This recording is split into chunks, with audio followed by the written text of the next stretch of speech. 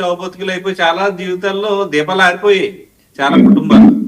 అలాంటి ఒక సీరియస్ కేసుకు సంబంధించి ఆయన నాకేం తెలియదు నేను పలానా వాళ్ళు చేశారని చెప్పేసి అంటే అక్కడ ఒక 100 కోట్లు పలానా వాళ్ళకి ఇవ్వమని చెప్పేటటువంటి పరిస్థితులకి ఏ పాత్ర లేకుండా ఎందుకు వచ్చిందో జనాలు అంత అమాయకులు కాదండి. విజయసాయి నాకు తెలుసు, విజయసాయి రెడ్డి కూడా ఆయన చార్టర్డ్ అకౌంటెంట్ చేశాడు, చాలా సీనియారిటీ ఉంది, ఢిల్లీలో మంచి పరిచయాలు ఉన్నటువంటి వ్యక్తి. ఇప్పుడు ఆయన ఇండైరెక్ట్ గా ఏం చెప్తున్నాడంటే నన్ను దూరం పెట్టుకోవడం వల్ల నీకు ఈ పరిస్థితి వచ్చింది అబ్బాయి, రేపొద్దున నువ్వు కూడా అరెస్ట్ అయిపోతావు, అంతమంది వెనిజులా అధ్యక్షుడిని అరెస్ట్ చేసినప్పుడు అంతమంది ఉన్నా ఎవరు ఏం చేయలేకపోయారు, నీ పరిస్థితి కూడా అలాగే వస్తుంది, కాబట్టి నమ్మకమైన నాలంటి దగ్గర పెట్టుకోమని చెప్పి, ఎందుకంటే ఇతను ఎవరిని రానివ్వట్లేదు, ఇటు మిగతా రాజకీయ పార్టీలు ఎవరు కూడా ఇతను రానిచ్చే పరిస్థితి లేదు, ఇతను గుంటనక్కని చూసే పరిస్థితి వచ్చింది. కాబట్టి మళ్ళీ జగన్ దగ్గరికి ఏదో చేరాలనే ఓ ప్రయత్నం ఏమో అని నేను అనుకుంటున్నానండి. జగన్మోహన్ రెడ్డి గారి దగ్గరికి వెళ్ళాలనుకుంటే మీ దగ్గర క్వార్టరీ ఉన్నది, మీరు గెలరు, మీ పాదయాత్ర వేస్ట్ ఇవన్నీ మాట్లాడతారండి.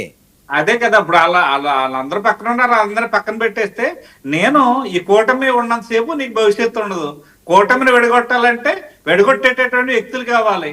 ఆ వ్యక్తి నేనైనా ఇండైరెక్ట్ గా చెప్పుకుంటున్నాడు. అంటే విజయసాయి రెడ్డి వైసీపీలో మళ్ళీ యూటర్న్ చేసుకుంటే ఆయన కానీ వస్తే కూటమి విడిపోతుందా? కూటమి విడిపోగొట్టే సమర్థత నాకు ఒక్కడికే ఉంది, కాబట్టి నన్ను తీసుకెళ్ళి నువ్వు ఒళ్ళు కూర్చోబెట్టుకుని మిగతా వాళ్ళందరినీ దూరం పెడితే, ఎందుకంటే ఇప్పుడు అతను బాధ నాకేమనిపించిందంటే ఇంత పెద్ద స్కామ్ లో నాకు దక్కింది చాలా తక్కువ, మిగతా వాళ్ళందరూ చాలా ఎక్కువ తినేస్తారనే బాధ నాకు కనిపించింది ఆయన మాటల్లో, ఆ ప్రెస్ మీట్ లో.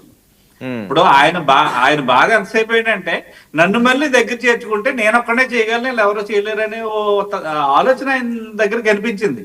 కానీ అతను నమ్మే పరిస్థితి ప్రజలు ఎవరు లేరు. బహుశా జగన్ కూడా నమ్ముతాడని నేను అనుకోవట్లేదు. సో లిక్కర్ స్కామ్ ఏమీ కక్షపూరితం కాదు, అతను ఖచ్చితంగా ఇన్వాల్వ్ అండి. అది ఖచ్చితంగా ఇప్పుడు కాదండి, కూటమి కక్షపూరితంగా చేసింది, కేసులు పెడుతున్నది, పెట్టుకోండి చూద్దాం అంటున్నారు జోగి రమేష్ గారు కానీ, లేకపోతే మిథున్ రెడ్డి గారు ఏమనియండి, ఇంకొక రావనియండి, ఇవేనా కక్ష సాధింపులా, నిజంగా తప్పులు జరిగినాయా? ఖచ్చితంగా చేశారండి, ఖచ్చితంగా చేశారు. ఖచ్చితంగా చేసి పాలసీ మొత్తాన్ని భ్రష్టు పట్టించి, లిక్కర్ పాలసీని మొత్తం భ్రష్టు పట్టించి, వాళ్ళు కోరుకున్నటువంటి జే బ్రాండ్ మద్యం బ్రాండ్లు కొన్ని ఉన్నాయి, ఆ బ్రాండ్లకి ముక్కు ముఖం తెలియని బ్రాండ్లు తీసుకొచ్చి ఇక్కడ అమ్మేటటువంటి ఏర్పాట్లు చేశారు. ఇక్కడ ప్రధానంగా ఉన్నటువంటి లిక్కర్ బ్రాండ్లకి కూడా అక్కడ మనుగడ లేకుండా చేశారు. ఈ డబ్బులన్నీ కూడా ఆన్లైన్ చేయకుండా ఇది గవర్నమెంట్ పేరు చెప్పి ఒక పెద్ద దోపిడీకి తెరలేపారు. దీన్ని ప్రజలందరూ కూడా అర్థం చేసుకున్నారండి. ఈడీ ఎన్ఫోర్స్మెంట్, ఈడీ వాళ్ళు కొంచెం ఆలస్యమైందేమో గానీ నేను అనుకోవటం వదిలిపెట్టే పరిస్థితి అయితే ఉండదు అనుకుంటున్నాను.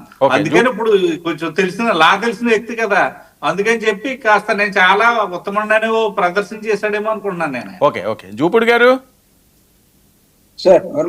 సిద్ధమా?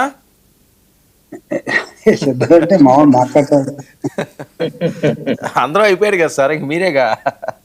ఏంటి జూపిడి గారు, అసలు ఏంటండి సాయి రెడ్డి గారు, ఏంటి సాయి రెడ్డి గారి వల్ల ఏమన్నా పార్టీకి ఇబ్బందా, ఆయన దగ్గర ఏమన్నా ఉందా, ఆయన అసలు పాదయాత్ర చేసినా గెలరు అని డైరెక్ట్ గా ఆయన జ్యోతిష్కు చెప్పేస్తున్నారు, ఏం జరుగుతుంది?